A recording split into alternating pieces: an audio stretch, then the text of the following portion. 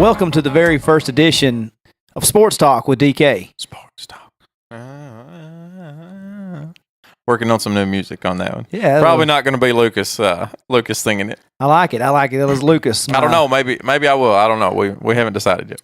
My co-host on the One Lane Road podcast and my producer, I guess, here on Sports Talk. I'm your host, Dustin Kennedy, and welcome you to our very first edition. I've done this on the radio dial a few times, but first time in podcast form. And joining me tonight is going to be senior writer of Titans Online, Jim Wyatt. Jim's been with the team since 1999, covering, of course, starting with the Tennessean and moving on exclusively to the Titans here in the last couple seasons. So excited to talk to Jim. We'll be calling in here in just a minute, and think you guys will enjoy this interview.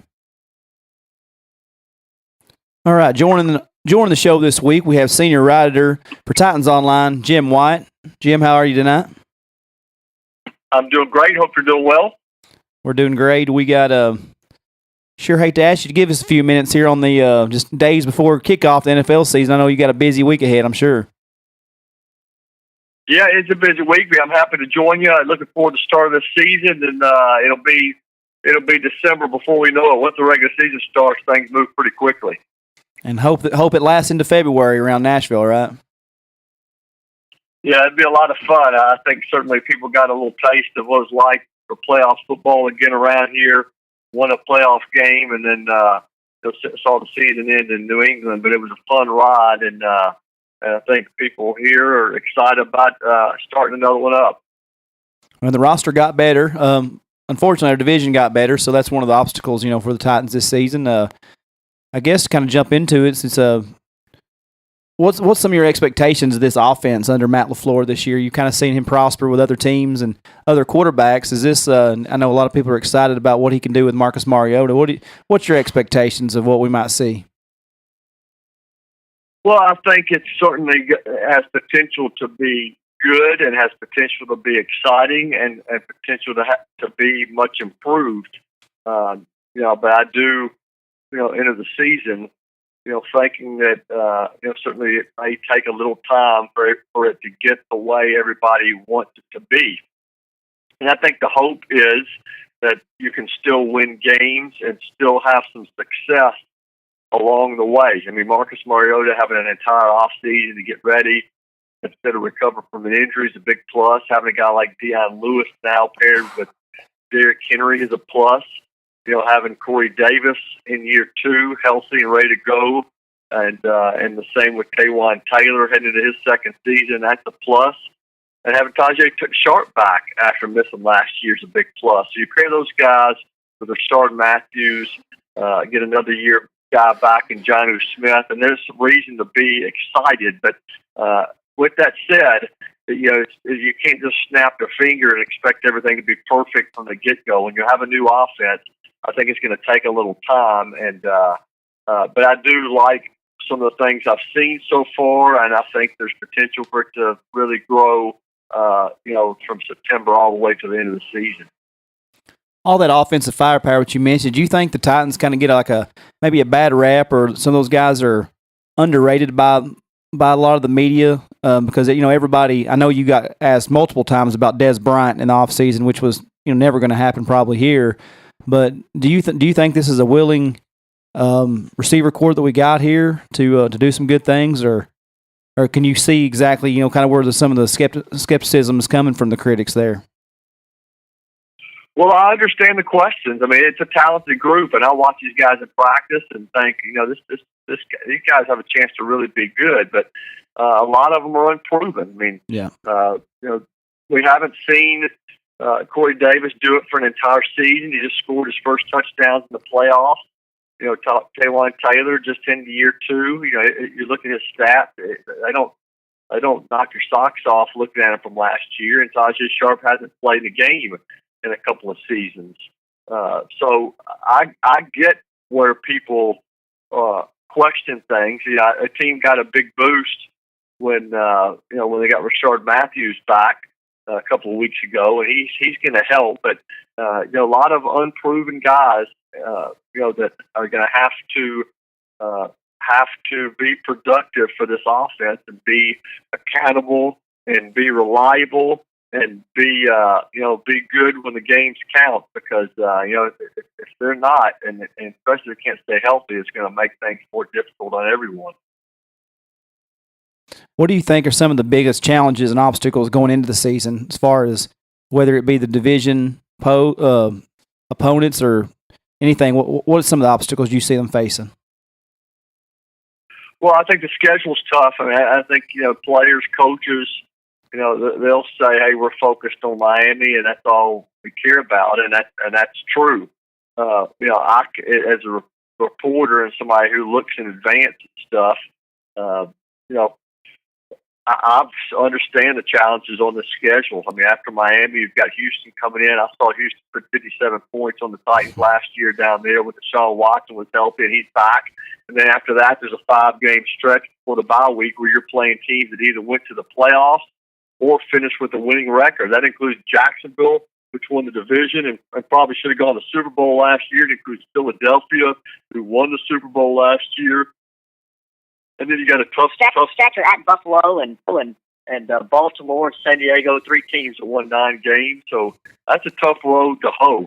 That's a big part of it. The division's a lot better. Andrew Luck's back.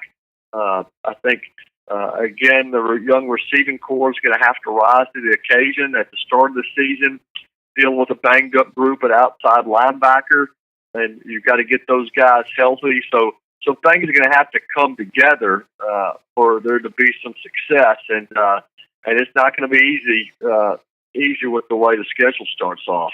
Absolutely, that makes this Sunday very vital to get a game you should win. I mean, everybody looks at that on paper. That should be a win for the Titans, even going in banged up. I see, today Miami is going to be missing Devontae Parker, their top receiver. So when you're seeing 2 division foes come in right after that, and the Super Bowl champions the 4th week of the season, that's a must win on Sunday. You don't see many must wins in week 1, but I feel like that is a must win almost. Well, it's a big one. But I'll say this. I'll flip it. I think Miami. Yeah, I think Miami probably is looking at it the same way. I'm sure they're thinking this is a game we should win, kicking off at home against the team we beat here last season. A team that really has so much new going on. So I'm sure they think that that it's big for them, and they need to get it as well. So it's two teams looking at it the same way. And the Titans are going to have to play well to get it. Now, if the Titans don't win, is the season lost? I don't agree with that. But what this team's going to have to do is they're going to have success in the first part of the season, at least the first half of the schedule, in order to put themselves in a position to contend in the second half. And to do that, you got to figure out a way to win some of these games, like the one on Sunday. I'm watching the game with one of my good buddies who's a Dolphins fan, unfortunately, and he was in the stadium 3 years ago when the whole stadium was chanting Dan Marino by the end of the 4th quarter, and he's never let me live it down. So, and I give him a call, left him a voicemail early Tuesday morning, and he gripes about Ryan Tannehill a lot, and I said, one man's garbage is one man's gold. I said, congratulations, you have your franchise quarterback in Luke Falk now. And he wasn't too overly impressed with the signing. How much do you buy into they actually signed this kid for a little inside information, as all the conspiracy theorists are thinking this week? Well, he's the 4th quarterback on the roster. You don't see teams keep 4. I mean, the Titans only have 2. Marcus Mariota and Blaine Gabbert. So, no question, you have to question why. And this time next week, if he's still on the roster, maybe he'll prove all these people who have been considering it, considering the conspiracy theories, maybe it'll prove them right. I'm still somewhat skeptical on how much you can get. I mean, Mike Vrabel said this week that Matt LaFleur held some stuff back. I know while they were preparing for the final preseason game against the Vikings, at least Luke Falk and the backups were preparing that game. The starters were focused on Miami, and so Luke Falk wasn't a part of some of that stuff. So he's not as in tune with what was going on as maybe some people think. Now, will he help with cadence? Will he help with play? Some of the things that the Titans do that'll be new. Yeah, he may have some insight on some of that, but still, I mean, it boils down to you having to line up and play and beat the man in front of you, and nothing that Luke Falk can tell them can prepare you for some of those individual battles. Given his play in the preseason, even with him being one of the 4 draft picks, were you surprised they give up on him so early? I wasn't surprised. I just think it's so tough to keep 3 quarterbacks now. And I think the hope was that you'd get them through and you could get them back in the practice squad. And again, I don't think that's all hope of that happening is not lost necessarily, because if he's on the street again next week, then the Titans are going to have the option to bring him back to do just that. Right. The Dolphins were the only team to put a claim in on him. And so if he does get released, the Titans could bring him back. Now, in the meantime, the team signed Logan Woodside, and he's working with them this week at the practice squad quarterback. That doesn't mean they can't bring Falk back if he gets cut. But, he didn't do enough in the preseason and during the offseason to just guarantee himself a roster spot. And when you have some other guys on the back end, whether it's Cam Batson or certainly Sharif Finch or Dickerson or Stinney, I mean, you let one of those guys go, you may not get them back. So it's just a move that I thought that probably would have worked if the opponent in week 1 wasn't the Dolphins, and it still may end up working if he's on the street again soon. Of all the guys that were released, early on in training camp, we were hearing pretty rave reviews of Deontay Burnett and Jordan Vesey, Julius Wormsley, Akram Wadley. Which one of those guys stood out as the biggest shocker to you that was actually released? I think when all's said and done, I don't think any of them qualified as a shock to me. I think if you'd have told me at the beginning of July or at the beginning of camp that Cam Batson would have emerged from that group of undrafted receivers, I would have been pretty skeptical about that, because Vesey was the best of that bunch in May and June. And I wrote about him every day in observations, and he was a star. And then when the pads came on, he just kind of disappeared. And it's not the first time that's happened. I mean, I have guys like Byron Ely and even guys like Eddie Berlin and going back to Tyrone Calico and Dora Green Beckham. I mean, sometimes you'll see guys just have standout off seasons and then just never really things just don't materialize. I mean, I thought Vesey was really good during the off season. I thought Deontay Burnett was really good in camp. But I thought Batson, kind of emerged because of his ability to play all the positions, his ability to help on special teams.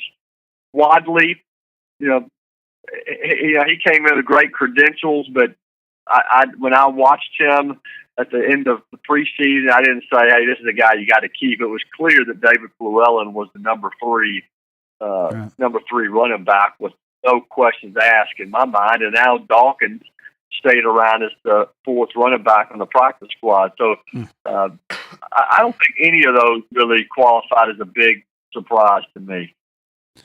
Every week for your website and for your articles on Titans Online, you do a 6-pack and storylines to watch. What's your one storyline? If you had to pick one storyline to watch out for this season going forward, what are you looking for the most at this Titans squad, whether it be an individual player or a team storyline? I think it's Marcus Mariota. I mean, I think everybody would probably tell you that. I mean, I get a ton of questions about Derrick Henry and Dion Lewis and what the division of carries is going to look like. But Marcus Mariota head into year 4, head into his first year with Matt LaFleur, heading into a season that really is going to be big in terms of his future.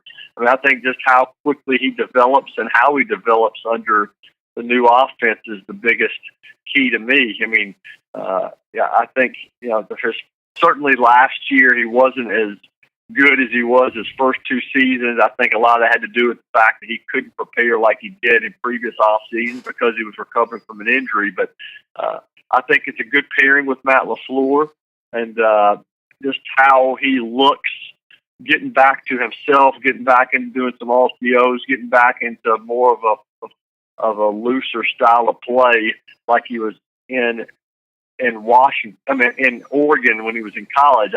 I'm curious to see how that's going to end up playing out.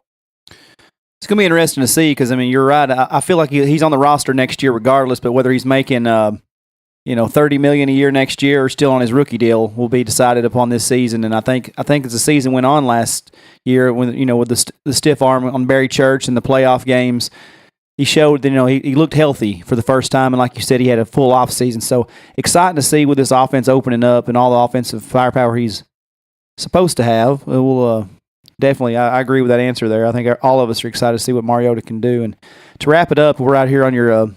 I know you got to go, but so you've been covering the team since 1999, entering the 20th season here in Nashville. Can you give us just a couple of fond memories? I mean, if you had to pick three, you don't have to give it long answer. I know you got to go, and we'll exclude the Music City Miracle because we know that makes every list. Give us three games that stand out as exciting finishes you've been a part of that really stand out to you.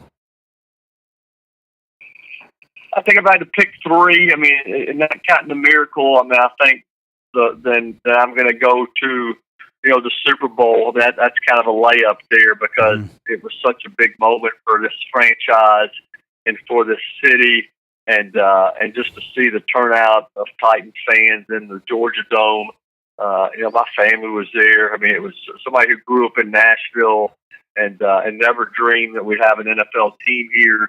Used to work a job at the courthouse back when I was in college, and when I first got out of college, I used to park in the parking lot right across the street from where the stadium is now, and there was no such thing as Nissan Stadium or Adelphia Coliseum, which is what it was back then. And then to see that stadium come up, and then to have the team finally move in there and to play in the Super Bowl there, and then to rally from behind and have a chance to win that game late. I mean, I'll never forget when the confetti was falling and seeing Frank Wycheck kind of take a knee in the end zone and look at the confetti come down and seeing Eddie George sitting on the bench and seeing Jeff Fisher hug McNair afterward. I mean, it was a disappointing finish, but it was a night that I think I'll remember for the rest of my life, even though it wasn't a win. And then I think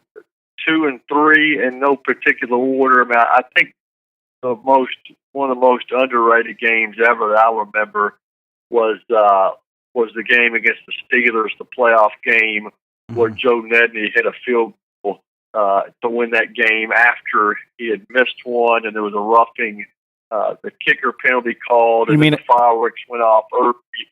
Herman Boone, the guy from the famous actor from Remember the Titans, was at the stadium that night. He kind of gave the pep talk, the pregame speech to the team the night before, and that was one of the most incredible games I can ever remember being played there. So that has to count as probably number 2. And then number 3, and it was probably a culmination of all those games against the Ravens during that early stretch of years. And there were so many, from that AFC Championship game in 2000 when the Ravens won to some of those games back and forth in Baltimore and Nashville. The playoff win in Baltimore, I think it's the 2003 season when McNair was named co-MVP the night before. And Eddie George had his shoulder dislocated and then came back in and ran through Ray Lewis to get a key first down in the second half of that game and kind of quashed some of that talk about Ray Lewis being in his head. I mean, and then Gary Anderson ends up winning that game with a field goal late. I mean, that was a memorable game in my mind as well. I mean, there's so many that I remember over the years, but those 3 just coming to me here off the top of my head right now. Yeah, it's been 15 years ago, and when I was watching the football life of Eddie George, I still got cold chills watching that. He's talking about you just pop that mother back in place and you get back in the game. And man, I just got fired up all over again watching Eddie talk about it.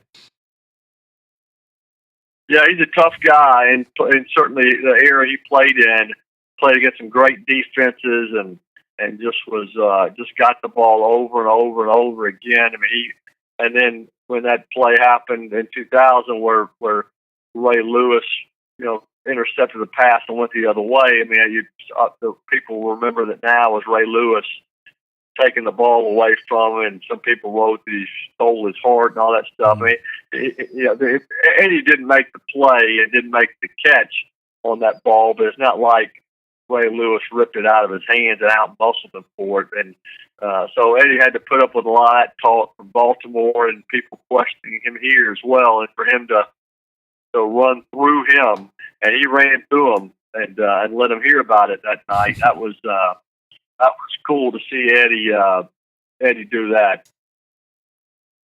Absolutely.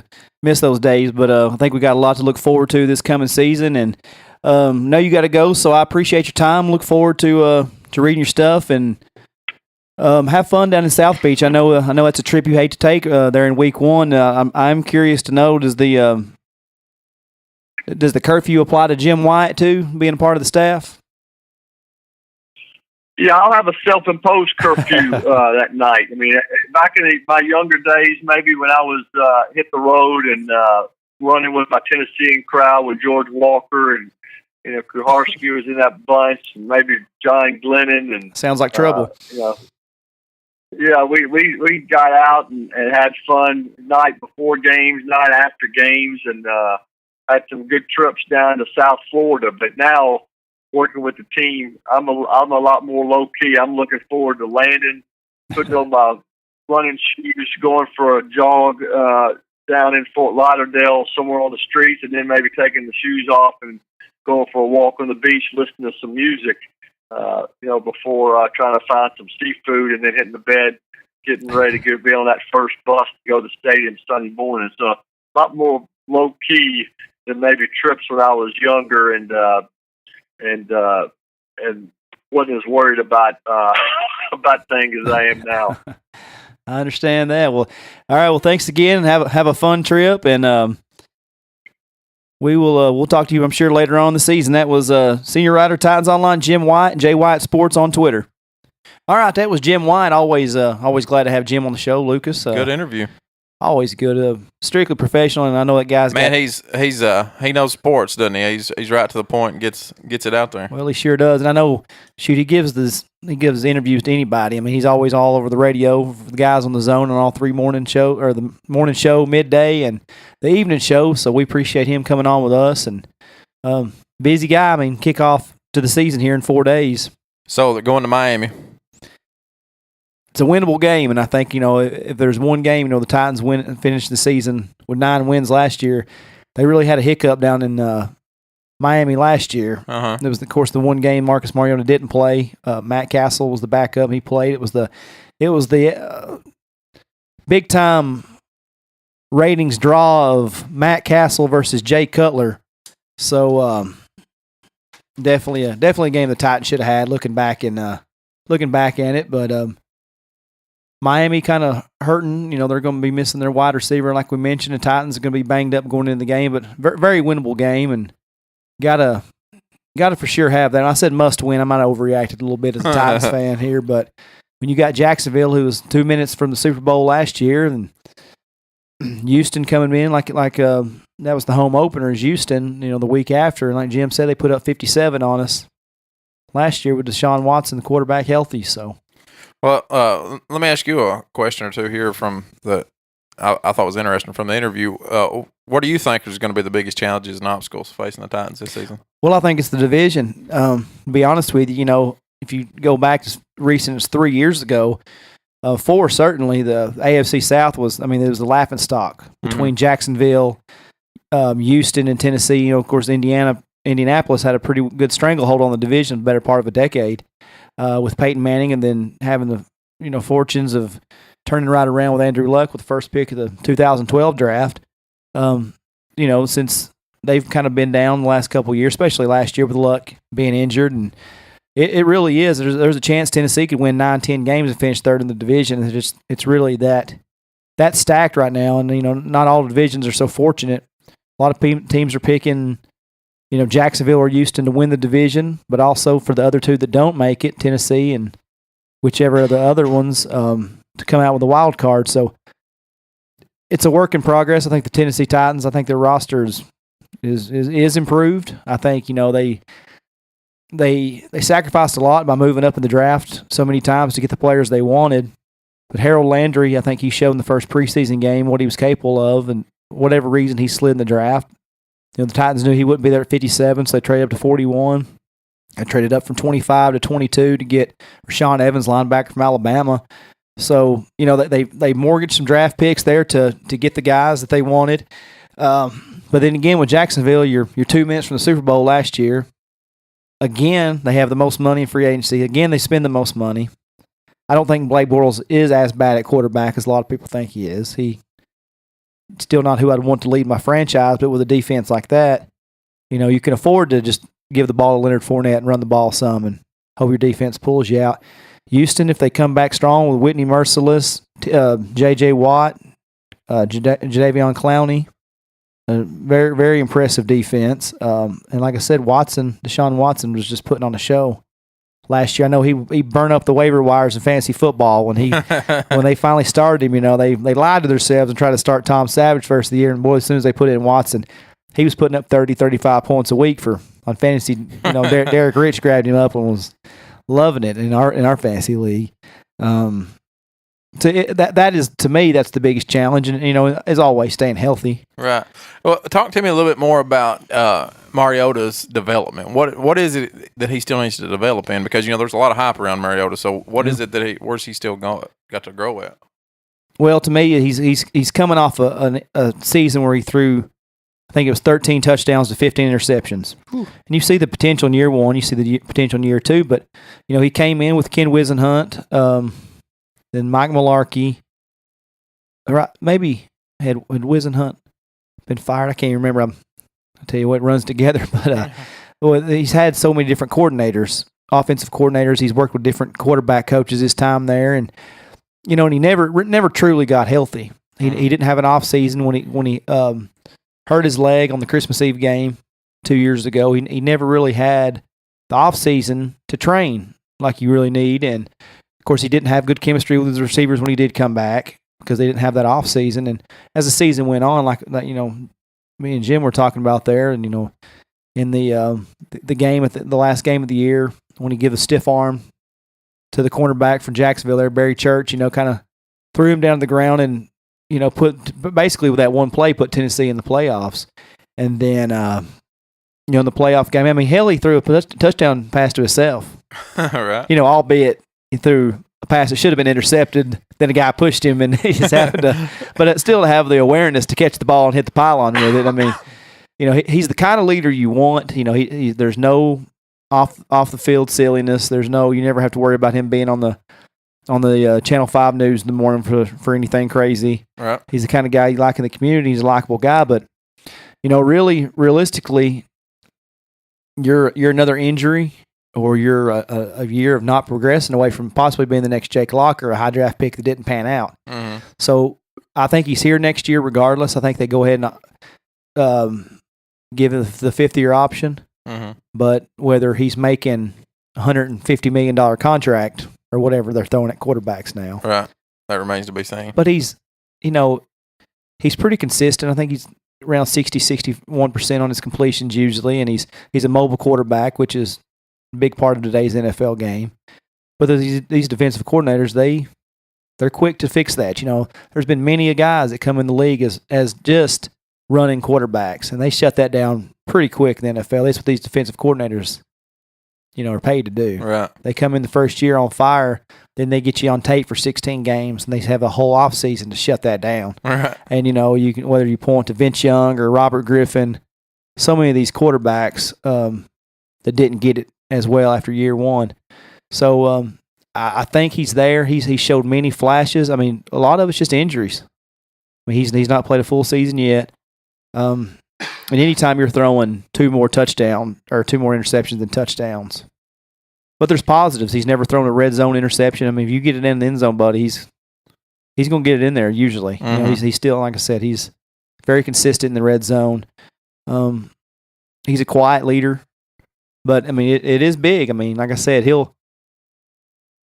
I feel like if he comes out here and other quarterbacks, Robert Griffin, his rookie year, Jared Goff, they had a god-awful offense 2 years ago with the Rams. And then our offensive coordinator, Matt LaFleur, he was part of that offensive staff calling plays last year. They were just lighting up the NFL, most points scored. And so we were able to steal him over. And that's the bad thing, right? If we come out and set the league on fire, score 40 points a game, our offensive coordinator is probably going to get a head coaching job. Right. Because he was one of the 3 candidates interviewed here for a head coaching job. So funny how it worked out. He interviewed here, and they give it to Mike Vrabel, first-time head coach. Then 2 weeks later, 3 weeks later, he gets hired as offensive coordinator. So if they don't win this first game, because obviously they know all this stuff as well. So if they don't win the first game and it looks like Mariota's, not panning out there, how many chances do they give him, and what are their other options? What have they set in place to help balance that out? I don't think it would take a catastrophic disaster meltdown for him to be benched this season if he's healthy. Right. They have Blaine Gabbert. He was a top 15 pick in 2011 in the Jake Locker draft. Was pretty well heading for a disastrous career. The last couple of years, he's been a backup and kind of got a little respectability back to him. Not ideally who you want to go out with on Sundays, though. If you feel like you're a playoff contender, you don't really want Blaine Gabbert as your starter. Yeah. So I think it's going to take a whole lot to bench Marcus. I don't think that's even in the cards. I feel like he's healthy. I feel like he will develop. I think his offense is tailor-made for him. And like Jim said, he's got all kinds of options around him. I mean, he's got one of the most dependable tight ends in the game, Delaney Walker, a solid backup that's learning from Delaney and Jonnu Smith. Receivers for days. I mean, you had a top 5 pick, Corey Davis. He's shown last year in the playoffs what he's capable of, making his first 2 touchdown catches. They won an incredible one-handed catch in the back of the end zone. Tajay Sharp coming back after a pretty solid rookie year. He sit out last year with an injury. Taywan Taylor, he's the one that caught the screen pass in the preseason game that even made LeBron James comment, with his speed. Right. So there is talent there. I feel like I said, it's not a must-win, but you got to win down in Miami, a team that you should be better than. Because, like I said, you got Houston at home, Jacksonville on the road, then you play the Super Bowl champs, Philadelphia Eagles, and their badass defense, right after that. So pretty important to stretch the first month of the season. Now, they end the season, I forget what it is. I don't have the schedule in front of me, but like 4 of their last 5 games is at home in the stretch of December, which is that's big to have home field advantage towards the end of the year there. I feel like they were very vanilla in the preseason to hide everything because nobody does anything in preseason anymore. I'm really expecting to see some pretty dynamic things on Sunday, honestly. So you'll know pretty quick what's happening. I've read throughout this offseason that it takes a minute for this to click, but once it does, it's beautiful. It's like you just, so we'll see. It's always better to be a second half team than it is a first half team, right? Yeah. I just you just hope they stay healthy. I mean, you got some guys on the defensive side. It's getting a little older. Derek Morgan, linebacker, Rakpo. They're both starting the season off banged up a little bit. It's never good to start off the season banged up. Now, surely they didn't play them in the preseason and get them banged up. They didn't. It was Morgan had a procedure done, I read the other day, and Rakpo's been out. He actually is coming back. He should be healthy, but Landry, the second round pick, he's banged up. I don't think he'll start the season. So we'll see. But now I'm really excited to see the secondary. The secondary, a couple years ago, they trotted out guys named like Bleedy Ray Wilson and I hate to pick on Bleedy Ray, but that was the first one I thought of right off the top of my head. But there was several. Cody Sensabaugh. There was 4 or 5 corners and safeties that, boy, I'm telling you, they've spent some money the last couple of years signing some Patriot leftovers there. Malcolm Butler this year and Logan Ryan the year before, and they drafted Adoree Jackson. Kevin Byard led the league in interceptions last year, so they're going by the MMCNB this year. My man catch no balls. So a lot of big talk, they got to back it up now. So excited to see the secondary. Really excited, but try not to be too overly optimistic, knowing the division is pretty well stacked this year. So I don't know if I answered those questions as well as Jim Wyatt, as well as Jim Wyatt could do, but. Anyway, if you guys enjoyed this, this is, like I said, this is something I messed around with on the radio a while back and been wanting to really implement this. And we'll be talking some football, definitely some basketball when the NBA season kicks into gear. And baseball and cricket too, right? Definitely. Definitely cricket. we'll cover the Woolly Bullies Cookville Dart League more so before we will Major League Baseball. But anyway, we'll set up we'll keep you guys posted online, of course, about any guests and anything as far as calling in or questions we'll have for this show going forward. This is the inaugural show, and appreciate Lucas for throwing out the idea, just like he created my other podcast, which if you are listening just for Jim Wyatt and appreciate just some good old-fashioned humor, and we throw around some good music talk and just pretty much a good variety show. It's over at the One Lane Road Podcast at OLR Podcast on any social media you can find. And, I mean, we're not too serious over there, so if you're having a bad day, just go listen to any of the 70-something episodes we have on iTunes and Stitcher and kick back and enjoy. So that's it. That's the first week of Sports Talk with DK, and talk to you guys next week.